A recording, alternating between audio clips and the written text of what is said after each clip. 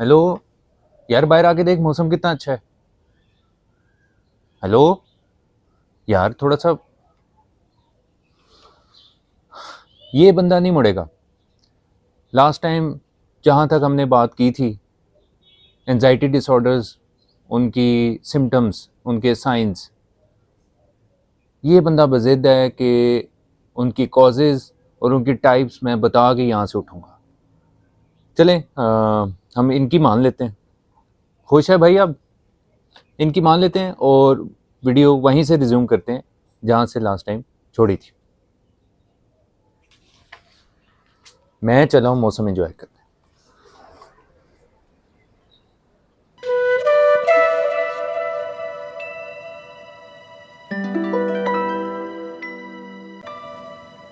Last time मैंने आपसे ये बात की थी लास्ट वीडियो में कि जो हमारा थ्रेट डिटेक्शन सिस्टम है, ख़तरे को भांपने वाला जो हमारा सिस्टम माइंड में मौजूद है, उसमें स्पेशली हमारा जो एमिगडाला है, ये ओवर ड्राइव या ओवर सेंसिटिव हो जाता है। और जो हमारा रेगुलेटरी मैकेनिज़्म है, जिसमें हिपोकैम्पस बहुत ज़रूरी एक पार्ट है, जुज़ है, वो ओवर ड्राइव में चला जाता है और वो भी ओवर एक्टिव हो जाता है। तो ख़तरा ना भी हो तो वो हमारे जहन को ये मैसेज आने लग जाता है कि भाई बहुत ख़तरे वाली बात है। और अगर ख़तरा छोटा भी हो तो हमारा जहन का जो रेगुलेटरी मैकेनिज़्म है वो कहता है कि भाई इसको सॉल्व करने के लिए तो पता नहीं क्या करना पड़ेगा, हम गए, अब तो आपन गया। ऐसी ऐसी सिचुएशन में इंसान चला जाता है और बिल्कुल ओवरवेलम हो जाता है। अब खाली यही नहीं होता, खाली यही नहीं है कि ये जो पार्ट्स हैं, ये जो सिस्टम्स हैं, इनकी जो आपस में कनेक्शन और पाथवेज़ हैं, इनमें डिस्टर्बेंस और डिस्टॉर्शन आ गया है, कोई नुक्स आ गया है तो एंजाइटी डिसऑर्डर हो जाएंगे।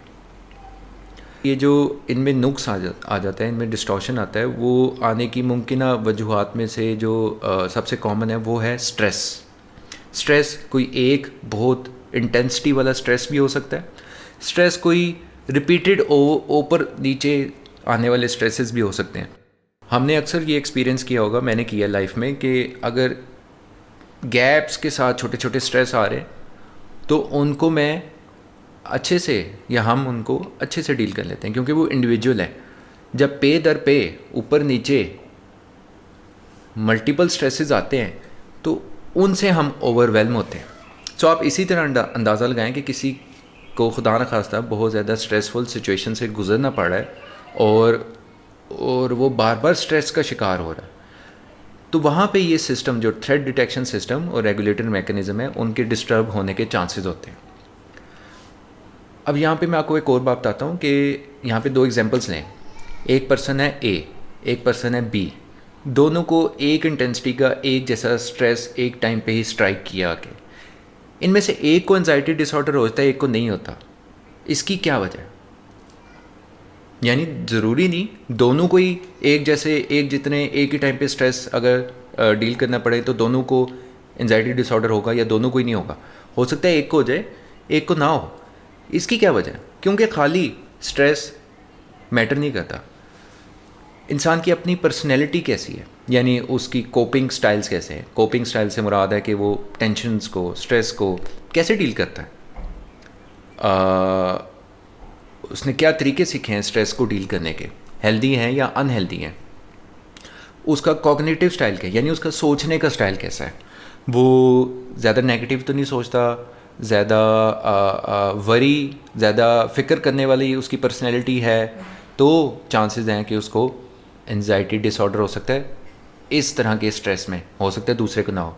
एट द सेम टाइम उसका जेनेटिक मेकअप बहुत मैटर करता है। कुछ लोगों की फैमिली हिस्ट्री होती है इस तरह के डिसऑर्डर्स की, समझ लें एंजाइटी डिसऑर्डर की फैमिली हिस्ट्री है, तो उस इंसान में चांसेस ज़्यादा हैं एक स्ट्रेस के नतीजे में एंजाइटी डिसऑर्डर का शिकार होने के।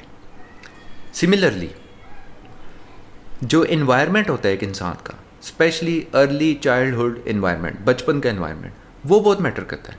कुछ लोगों के साथ फिज़िकल या सेक्सुअल कोई भी ट्रॉमेटिक एब्यूज़ का उन्होंने एक्सपीरियंस किया होता है, जिसकी वजह से वो प्री डिस्पोज होते हैं, यानी वो जैसे कहते हैं कि वो उनके अंदर चांस ज़्यादा होता है एंजाइटी डिसऑर्डर डेवलप होने का, वो प्री डिस्पोज्ड है।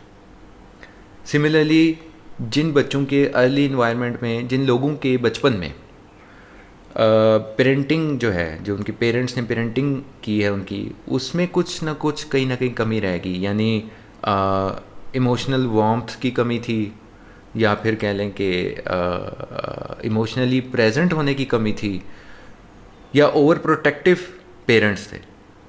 तो उनमें भी एंजाइटी डिसऑर्डर्स डेवलप होने के आगे जाके as a result to a response to any stressful situation ज़्यादा होते हैं। सो बहुत सारी चीज़ें फैक्टर प्ले करती हैं, रोल प्ले करते हैं बहुत सारे फैक्टर्स एंजाइटी डिसऑर्डर के डेवलप होने में। उसमें आपकी पर्सनैलिटी, यानी आपकी कोपिंग स्किल्स, आपका कॉग्निटिव स्टाइल, आपका सोचने का स्टाइल, आपका टेंशन्स को डील करने का स्टाइल, ये मैटर करता है। आपकी फैमिली हिस्ट्री यानी जेनेटिक मेकअप क्या है आपका, वो मैटर करता है। आपके घर का, आपके अर्ली चाइल्डहुड में जो इन्वायरमेंट है और आपके पेरेंट्स ने आपको किस तरह आपकी ग्रूमिंग की है, वो मैटर करती है। तो ए और बी में फ़र्क किया जा सकता है कि ए की पहले से प्री डिस्पोजिशन थी। प्री डिस्पोजिशन कहते हैं कि ये पहले से रिस्क पे था टू डेवलप एंजाइटी डिसऑर्डर। ये जो बी है, इसका क्योंकि फैमिली में किसी को एंजाइटी डिसऑर्डर नहीं रहा कभी, इस बी को पेरेंटिंग अच्छी मिली, हेल्दी मिली, और इसकी पर्सनैलिटी भी इंटैक्ट है, और इसके जो है कोपिंग स्ट्रेटजीज़ हैं वो हेल्दी हैं। तो हो सकता है सेम स्ट्रेस, सेम इंटेंसिटी का इसको एंजाइटी डिसऑर्डर ना करें। आई थिंक ये मैंने बड़े अच्छे से आपको समझाया है कि एंजाइटी डिसऑर्डर कैसे हो सकता है, तो स्ट्रेस के नतीजे में, और किसको हो सकता है किसको नहीं हो सकता।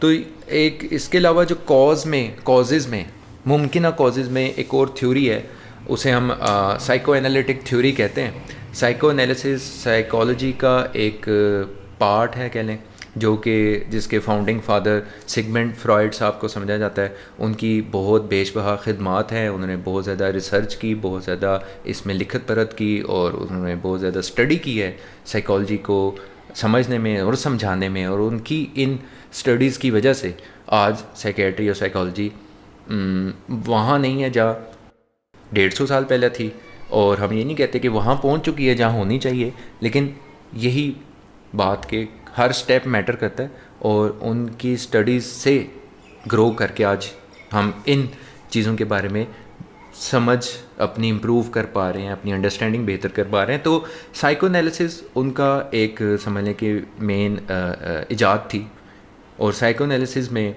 वो बात करते हैं कि जो हमारी पर्सनैलिटी है ना, जो हमारी साइकी है, उसमें 3 पार्ट्स होते हैं, 3 चीज़ें होती हैं। Id, ego, super ego.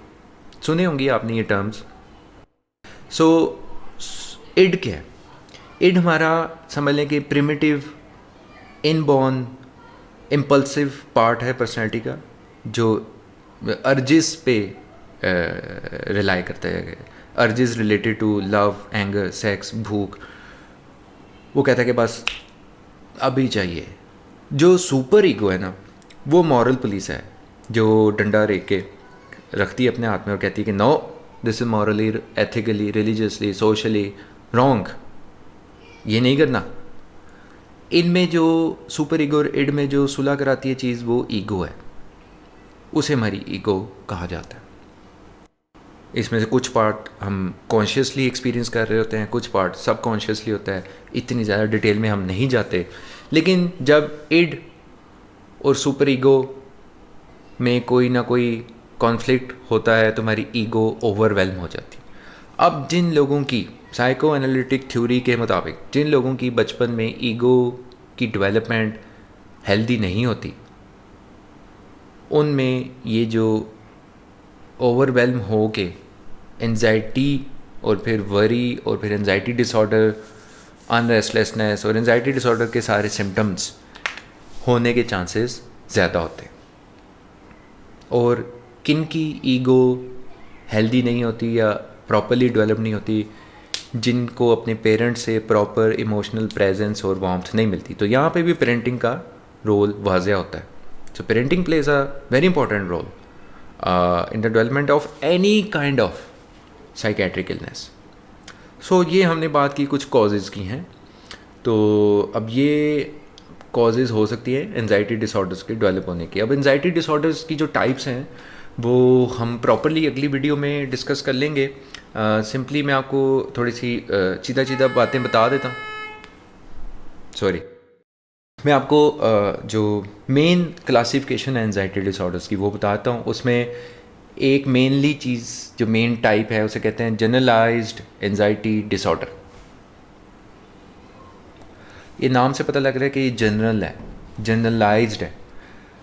ये कंटिन्यूस एंजाइटी का शिकार लोगों जो होते हैं उनके अंदर, उनको अगर डायग्नोस करना हो तो उसे जनरलाइज्ड एंजाइटी डिसऑर्डर कहते हैं, जो कि कंटिन्यूसली एक एंजाइटी में रहते हैं। उसकी इंटेंसिटी वेरी कर सकती है और वो ज़रूरी नहीं है कि किसी ख़ास सर्कमस्टांसिस में सामने आए, लेकिन वो एक कांस्टेंट एंजाइटी रहती है उन लोगों के अंदर, यानी एंजाइटी के ये सिम्टम्स, और वो उनमें फ्रिक्वेंसी ऊपर नीचे होती रहती है।